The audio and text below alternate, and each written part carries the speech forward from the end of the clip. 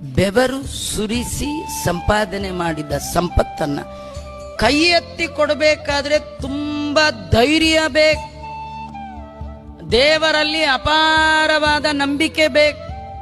ಕೆಲವರು ಹೀಗಂತಿರ್ತಾರೆ, ಕೊಡುವಾಗ ಕೊಟ್ಬಿಡ್ಬೋದ್ರಿ, ನಾಳೆಗೆ ಏನ್ ಮಾಡ್ತೀರಿ, ಇವತ್ತೇನೋ ಕೊಟ್ಬಿಡ್ತೀರಿ, ನಾಳೆ ಅಲ್ವಾ, ಹಾಗನ್ಬೇಡಿ.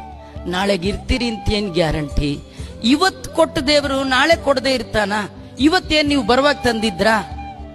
ಇವತ್ತು ಅವನೇ ಕೊಟ್ಟದ್ದಲ್ವಾ, ಕೊಡ್ಬೇಕು ಅಂತಿದ್ರೆ ನಾಳೆನೂ ಕೊಡ್ತಾನೆ. ಹರಿಯ ಕರುಣದಳಾದ ಭಾಗ್ಯವ ಹರಿ ಸಮರ್ಪಣೆ ಮಾಡಿ ಬದುಕಿರೋ ಭಗವಂತ ಕೊಟ್ಟದ್ದು.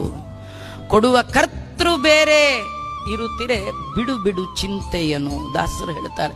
ಕೊಡುವವನು ನೀನು, ಕೊಂಬುವನು ನಾನು. ದೇವರು ಕೊಡೋನು.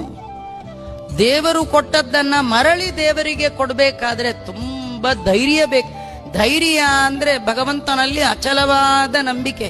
ಅವನು ಕೊಡ್ತಾನೆ, ಅವನಿದ್ದಾನೆ, ಅವನೇ ಕೊಟ್ಟದ್ದು, ಅವನಿಗಲ್ದೆ ಇನ್ಯಾರು ಕೊಡ್ಲಿ, ಈ ಎಲ್ಲ ಭಾವನೆ ಇದ್ದಾಗ ಮಾತ್ರ.